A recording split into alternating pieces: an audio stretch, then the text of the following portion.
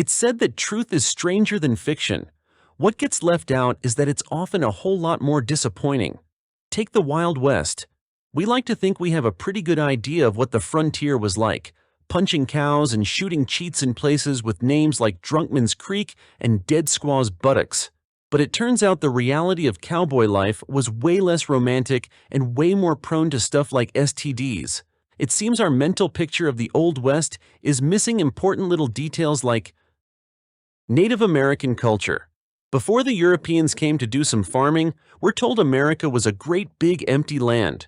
Sure, there was an indigenous culture, but it mostly amounted to a handful of isolated tribes tripping on peace pipes and taking advice from Kevin Costner. The continent was basically a blank canvas. Except it wasn't. Far from being just a bunch of ragtag tribes, Native Americans may have numbered as many as 100 million when Columbus first missed India by a few thousand miles. Although a devastating plague wiped out about 90% of the population before the Pilgrims arrived, at least 1 million still remained. And they were damn sophisticated. Far from just giving each other cool names and sporting funky headgear, Native culture was all about extensive agriculture, opening up new trade routes across the continent and building America's first city. Then we showed up, and any chance of recovering from that super plague was swept away on a tide of smallpox, STDs, and genocide. Prostitutes. A staple of Westerns is the hooker with a heart of gold. Honestly, TV Tropes has an entire page dedicated to it. But guess what? Prostitution in the Old West was just as exploitative, degrading, and traumatic as it is today, with the added bonus that local newspapers would name, shame, and hound you to suicide. That's not an exaggeration. In her book, Daughters of Joy, Sisters of Misery, Ann Butler notes the high levels of suicide, addiction, violence, and rape among frontier prostitutes. A depressing thought made even more depressing by the callous reporting of it in local papers. Annie Proulx claimed the brothels acted as poverty traps, forcing the girls into never-ending competition with one another for enough scraps to eat, with no hope of escape. Put simply, it was a profession for people with no other options, and about as glamorous as a week in a ditch. Outlaws. If there's one thing the Old West was known for, it's outlaws. Billy the Kid, Wild Bill Hickok, Jesse James. These guys were so badass that their names still conjure images of macho men striking matches off their stubble instead of lying egomaniacs with girly voices. Yeah, it turns out not all of them were as tough as they said.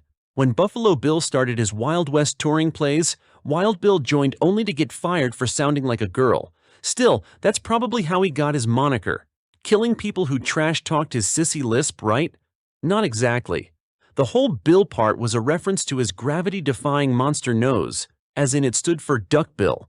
Other outlaws suffered similar manliness deficits. Jesse James was so vain he left press releases at the scene of robberies telling everyone how awesome he was. But the king of talking crap has to be Billy the Kid. In his lifetime, the Kid was known for killing over 20 people. In reality, it was more like 4. Basically, he was the Old West equivalent of that guy you always meet at parties who won't stop talking about the fights he's been in, only somehow sadder. The gunfight at the OK Corral. It's the most iconic gunfight in history, the sort of thing Sam Peckinpah used to dream about on lonely nights, and it's mostly crap. For starters, it didn't take place at the OK Corral, but in a nearby back alley. The only reason we associate it with the Corral is because that's a hell of a snappier title. Second, the body count was low, as in 3. Third, it lasted 30 seconds, some of which were taken up by 2 of the participants running away like little girls. Nor was the aftermath any more heroic. Wyatt and Holiday were arrested for murder. Earp lost his job as sheriff, and evidence surfaced that not only was one of the dead men unarmed, but Holiday probably pulled a Han Solo and fired first. While the charges were eventually dropped, many local people were pushing for conviction. At the funeral of the 3 men killed, 300 mourners turned out, while nearly 2,000 citizens lined the route. It wasn't until 1931 that a book came out portraying Earp as a modern saint, and by then everyone involved was too old or dead to care. Violence. Shootouts, bank robberies, highly choreographed bar brawls. If we know anything about the frontier, it's that it was one hell of a violent place. Or was it? Turns out the popular image of the Old West as a place where manly men solved their differences by shooting those differences in the face simply isn't true. People were more likely to cooperate than fight. In a harsh and lawless world, it was better to side with your neighbor for mutual benefit than start shooting. Bank robberies, too, were virtually unheard of. One estimate places the number at about a dozen for the entire frontier period. Then you have the low homicide rates. The highest annual body count Tombstone ever experienced? 5. From 1870 to 1885, Dodge City and Wichita had murder rates of 0.6 per year. However you cut it, daily cowboy life was nowhere near as violent as we think. Gun control. If Back to the Future 3 taught us anything, it's that everyone in the Old West carried a gun. After all, if you're visiting somewhere like Deadwood or Dodge City, you better be ready for trouble. Except carrying a gun in Dodge was more likely to land you in trouble. When the local government was formed, the first law passed was to prohibit the carrying of firearms. The gunfight at the OK Corral kicked off because Wyatt Earp was trying to enforce that law. Nor was Dodge a one-off. Wichita and Tombstone both enacted similar laws and enforced them hard. According to that link back there, the second most common cause of arrest in the Old West was illegally carrying a firearm, meaning sheriffs weren't messing around when it came to gun control.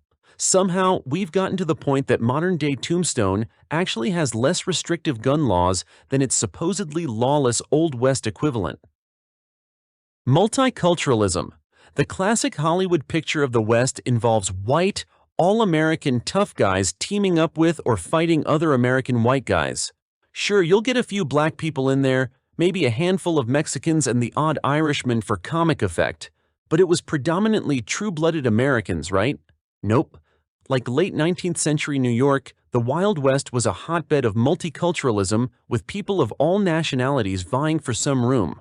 Rock Springs in Wyoming counted as many as 56 nationalities in a population of under 10,000. Slovakians, Finns, Norwegians, Germans, Ottomans, Swedes, and Chinese all poured into the South and Midwest, an influx that only increased with the Californian gold rush.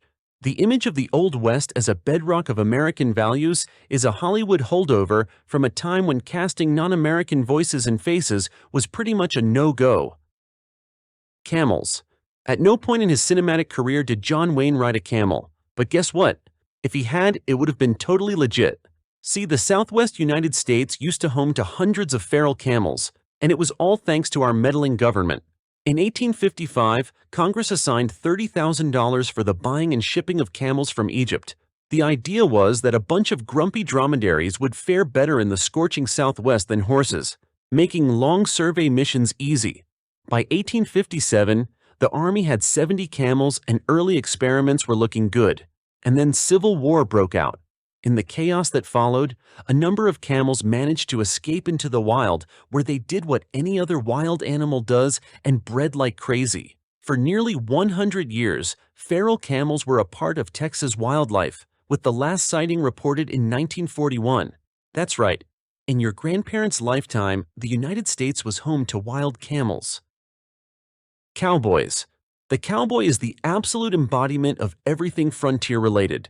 A Stetson-rocking gunslinger with an absolute, if murky, moral code, a tough exterior and a tougher interior, facing down the empty American wilderness with a steely gaze and rugged jaw. Only they were nothing like that. See, the job of cowpuncher, as they called themselves, was tough, dirty working-class work.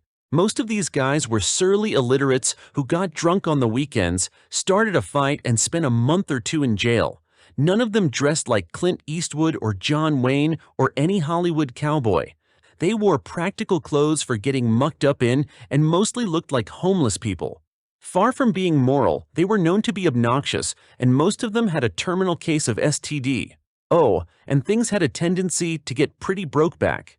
In 1949, a study of rural sexuality concluded that there was a fair amount of sexual contact among the older males in rural Western areas, while old poems from the frontier era are full of references to men being super gay for one another. So Butch and Sundance's epic bromance may have just been, a standard epic romance.